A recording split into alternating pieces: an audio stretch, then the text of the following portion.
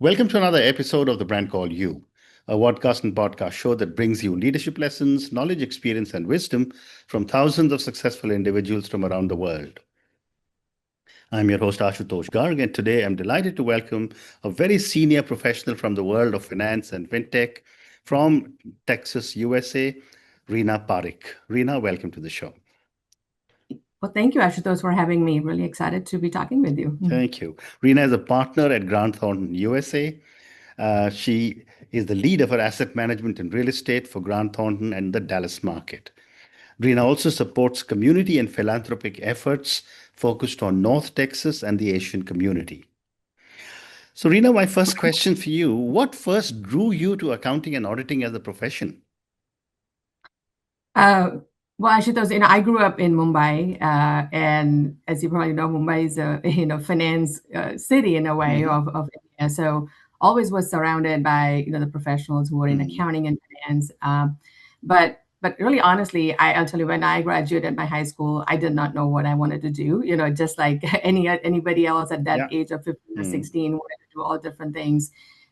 For me, I have an older brother, and he was always sort of my hero. I always wanted to do everything that he did. Hmm. Um, and he went into accounting a few years before me. So does a couple of my other cousins, and I literally just followed their path, and not knowing really that I'm really going to love the field, and probably made a right decision for myself. I truly enjoyed being in this profession. So. Hmm. Thank you. And what were some of the challenges you faced when you transitioned from India to the US? Yeah, it definitely goes back. So I moved here in 98. So it's, almost close to 3 decades now over here, living here in US. And it was really, I would say, more than really like the challenges between the accounting profession. It was more cultural shift, Hmm. right? How things worked over here, what the type of work culture here, the norms and relationship between the firm like us and the client. Hmm. I think a lot of those were a big adaptation for me. Of course, a little bit of a language, all of that was also played a role in that. Which, thinking back, I mean, all of the work culture and different things we do here, I truly Hmm. love. Hmm. But during that initial year, it was quite different. Of course, I was a CA in India, which I had to come back and do my CPA over Yeah. here. Yeah. So there were a few differences like that. But truly, what really was different was just, the system and the operation, how the companies work over Hmm. here, Hmm. and how the professional firms work over here. Hmm. So Very it was you interesting. reminded me, thinking back years ago, different thing I encountered. It was definitely a challenging period, but really glad I went through that, and here I am. So. Very interesting. And you've been with Grant Thornton for over 2 decades. What has kept you inspired to stay and grow within the firm? So I get this question all the time, and especially when we hire students who are directly coming from colleges and wanting to join our firm. And Hmm. when I say, "Oh, I'm here for 20 plus years," and they're like, "How can somebody be working at the same place for all these Right. years?" And um, so I joined the firm. I was at a different firm a little bit before Grant Thornton. I worked at a Hmm. different firm for 3 4 years and was looking for a change. I came to the firm thinking, okay, well, I can work a couple of years and have a good firm name in my resume, and then go work at some different company. Really never looked back. It has been Hmm. an amazing journey. The few thing I would think about, that has kept me here is, one is the people aspect. We Hmm. are very down to earth firm, and especially here in Dallas, that where Yeah. I sit, had a tremendous amount of support from leaders in my professional journey. It wasn't an easy path, and it's not always an easy path for most of the people. I mean, Hmm. it's a tough profession. It's exciting, but it's also a lot of things that you go through over the years. So it's really nice. You want to get up in the morning and go work with these people, right? And Fascinating. that's kind of the place you want to be. And that's exactly it has been. The support that I had a lot of skills to pick up, and I had mentors who helped me get there. Hmm. So that's definitely a big part of why I am here. Beside that, I I need to do doing different things every day. My Hmm. personality is not to do the same thing every day. Yeah. And this profession, it's always a continuous learning curve. Hmm.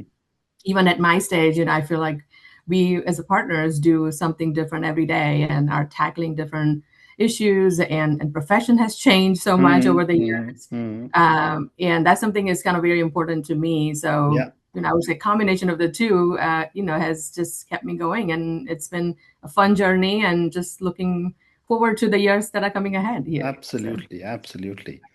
But since you just talked about how the profession has changed, I wanted to ask you, with so much technology transforming the audit and assurance profession, how do you see the whole thing evolving in the years ahead? Um, I think we are at a very exciting time, and I'm really glad that I have still many years to go over here, Mm, because the whole profession is transforming in a significant way. mm, I started my profession when we were doing things on paper. You're probably not familiar with, this green sheet paper that auditors used to use back then, yeah. and everything was manual and everything was in person. To sort of where we are right now, Mm, we're paperless for many many years now already, and using so many technology and the tools that support our people. But really, what ahead is actually even more exciting. mm, You probably have everybody has been hearing about automation and the AI, yeah. and that's where kind of really we're heading. We even us as a firm, made a pretty big announcement a couple of months ago about Mm, a very large amount of resources that we're investing in AI mm, tools, and even our companies are changing, right? The companies that we work with, those organizations are adopting technology and the correct. AI. So I really think that next 5 to 7 years are just so exciting, because the way the entire finance and accounting profession is working is going to change. Mm, We will be changing quite a bit.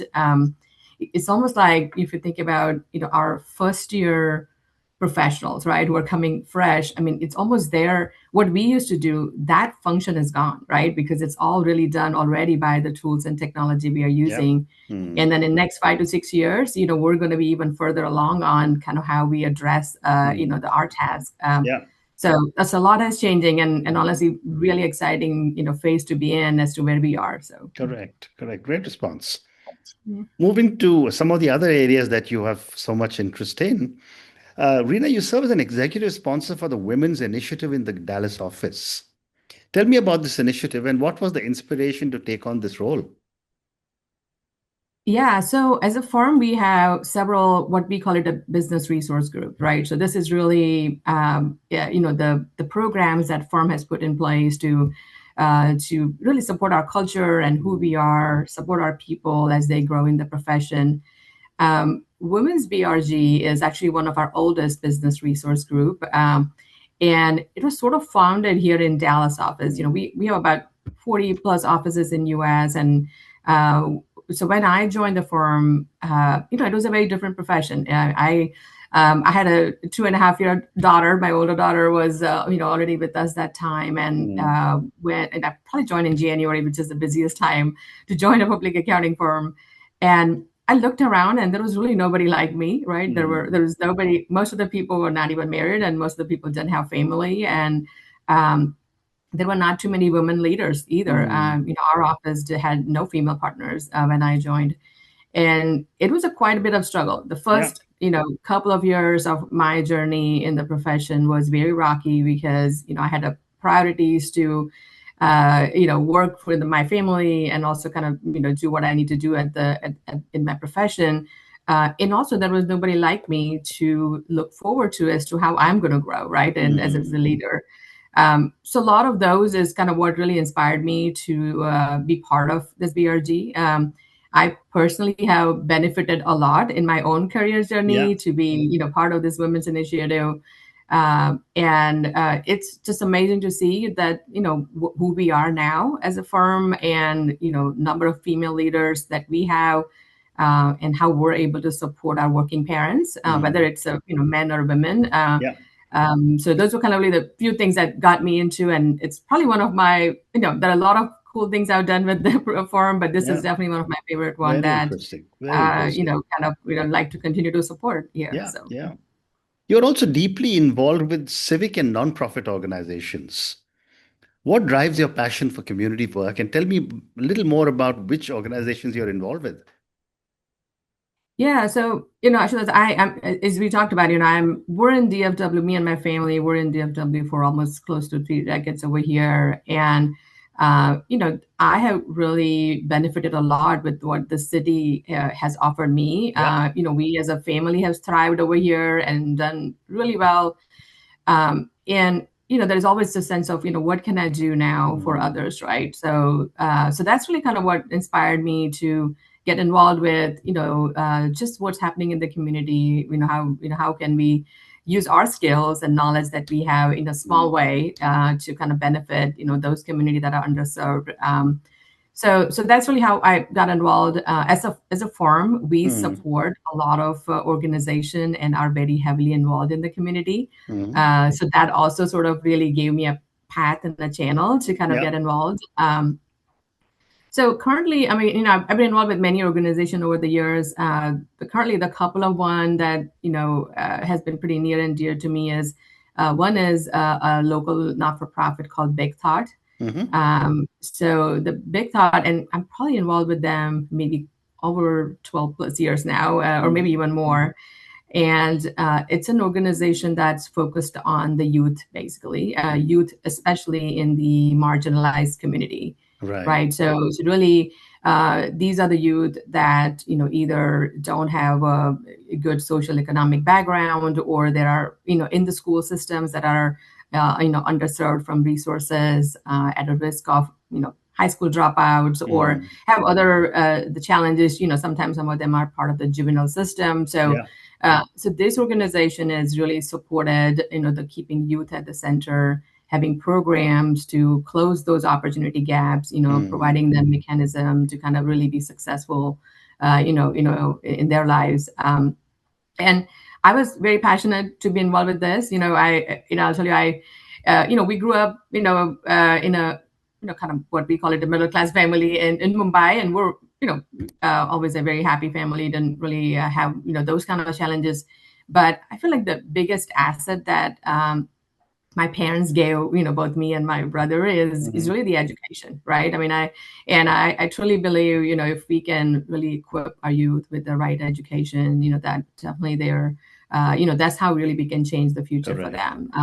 Correct. Correct. So that was sort of the reason why I got involved. I serve on their board and have supported them in, by serving on various committees and different, outreach program that they have. Mm. Mm. You're also, Probably, sorry, go ahead. go Yeah, ahead. Go yeah. ahead. Go ahead.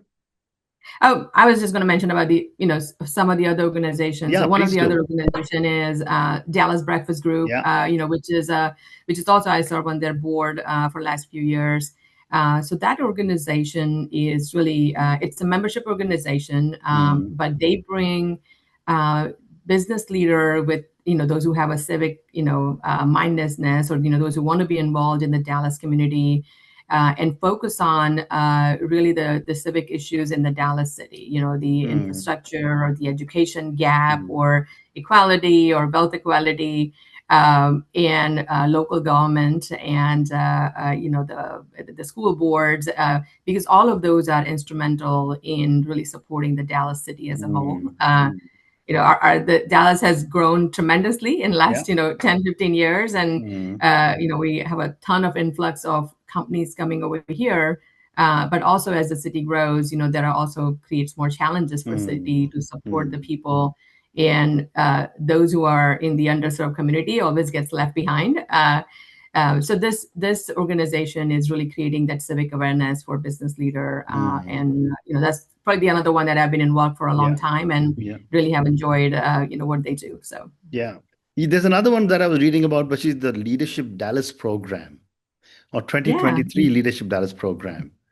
What have been your biggest takeaways from this experience?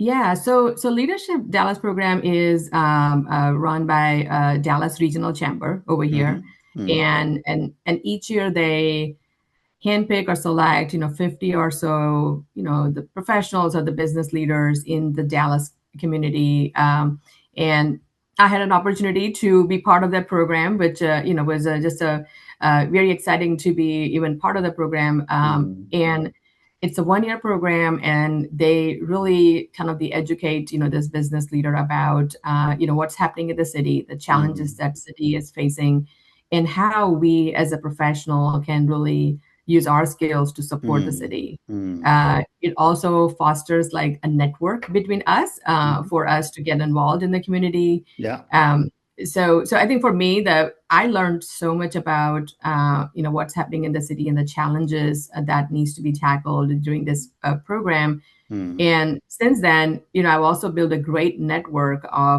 Leadership Dallas alum, not only my class, but also mm, those who were part of this program before. And it's really kind of fantastic to see how, a lot of us are able to now give back and be involved in a lot of the local mm. matters to support the city in a better way. So. Amazing. And how do you view the evolving role of the Asian community in shaping the professional and civic landscape in North Texas? Uh, so Asian community is already playing a very big role here in this area. Mm, I was talking a little bit about the growth we have seen, and especially in the North Texas and DFW area. We have had a tremendous growth in the last 5 to 7 years, with several of the bigger companies moving here.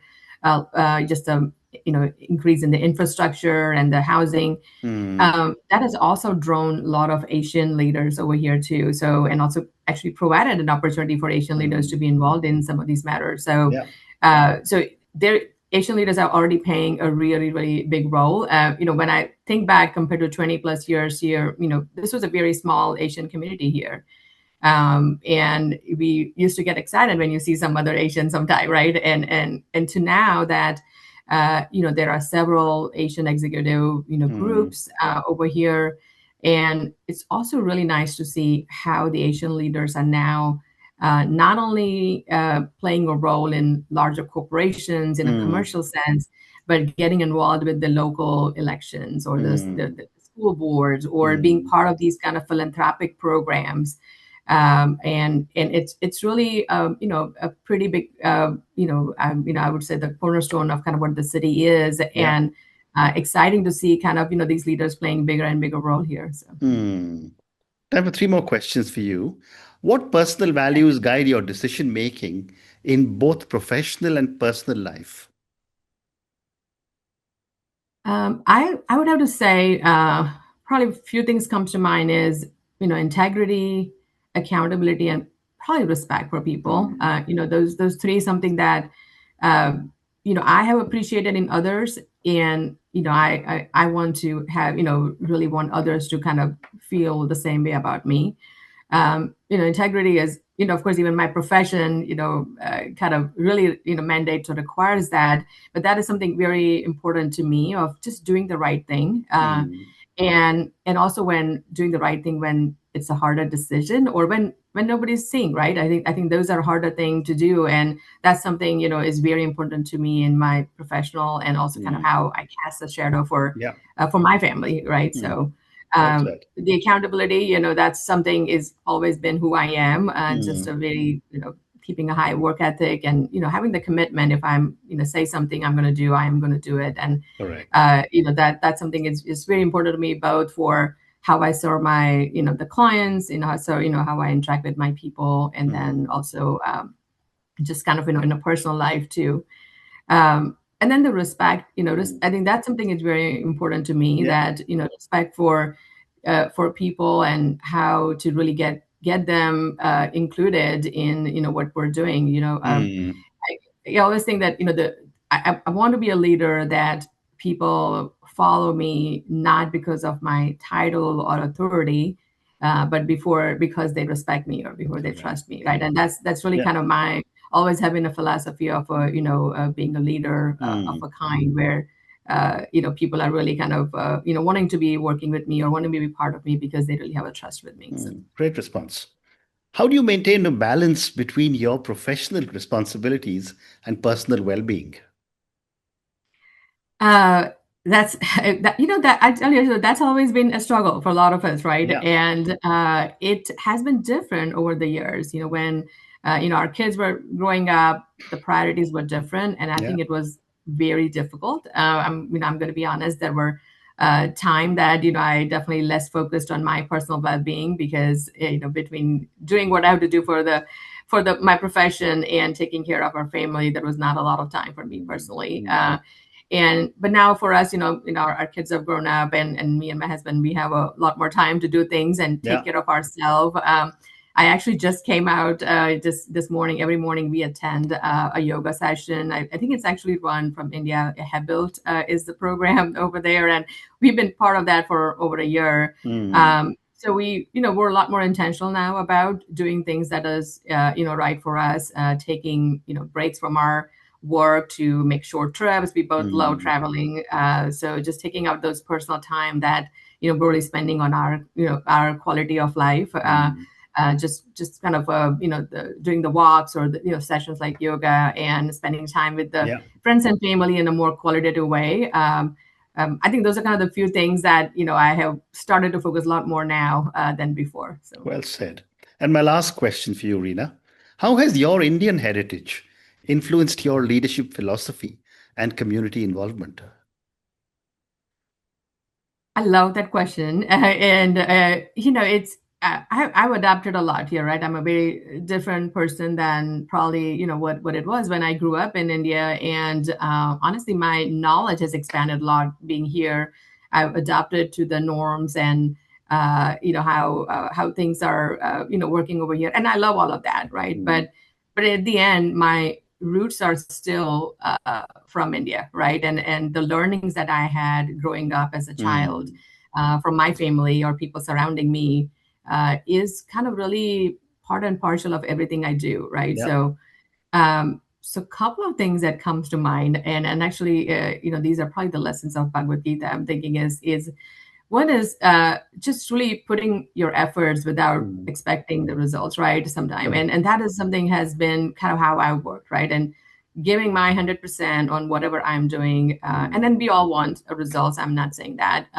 But also not really, kind of, that should not be the only intent for me, right? So, and that probably has worked out for me most of the time. I mean, there definitely has been rocky roads and different things in my profession, but also, I truly believe that if we put all our efforts, the results are just going to follow on its own. And then the second, probably, the selfless act sometime, right? Like doing things, whenever possible without, any return, right? I think we call it a seva, right? In our tradition. And that's probably what has got me involved, doing different things with the community and the organization. And it does give me a business network too, but sometimes just kind of doing something that is, feels good, and giving something in return for all of the benefit that we've had in our lives. So those are the few things comes to mind, but I'm really still an Indian at heart in all the ways. And it's kind of really a unique position to be in, to have kind of the best of both the worlds, right, in a way. So correct. But on that note, Rina, I just want to say thank you for such a fascinating conversation. Clearly you're balancing your incredible professional career with not just your own personal and family lives, but you're giving back a lot to society as well. Thank you for everything that you're doing. Thank you for speaking to me, and good luck to you. Ashutosh, this was really fun. Thank you for having me on your show. Thank you. Thank you for listening to the Brand Called You videocast and podcast, a platform that brings you knowledge, experience, and wisdom of hundreds of successful individuals from around the world. Do visit our website www.tbcy.in to watch and listen to the stories of many more individuals. You can also follow us on YouTube, Facebook, Instagram, and Twitter. Just search for the Brand Called You.